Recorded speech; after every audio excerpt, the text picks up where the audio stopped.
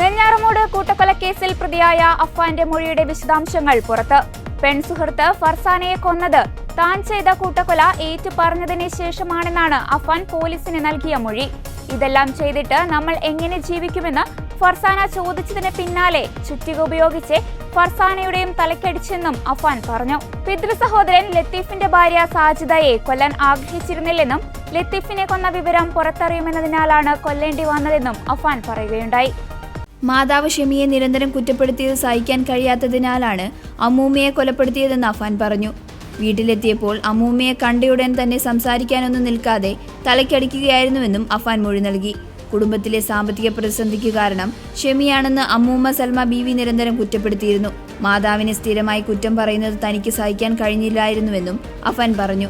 അതിനിടെ അഫ്വാന്റെ പിതാവ് അബ്ദുൾ റഹീം സൗദിയിൽ നിന്ന് നാട്ടിൽ തിരിച്ചെത്തി. യാത്രാരേഖകൾ ശരിയായതോടെയാണ് റഹീമിന് ദമാമിൽ നിന്ന് മടങ്ങിയെത്താൻ കഴിഞ്ഞത്. തിരുവനന്തപുരം വിമാനത്താവളത്തിലെത്തിയ റഹീമിനെ കൂട്ടാൻ നാട്ടുകാരും ബന്ധുക്കളുമാണ് എത്തിയിരുന്നത്. അതേസമയം നിരീക്ഷണത്തിൽ കഴിയുന്ന അഫ്വാനെ മറ്റ് ബുദ്ധിമുട്ടുകളില്ലെങ്കിൽ ആശുപത്രിയിലെ പോലീസ് സെല്ലിലേക്ക് മാറ്റും.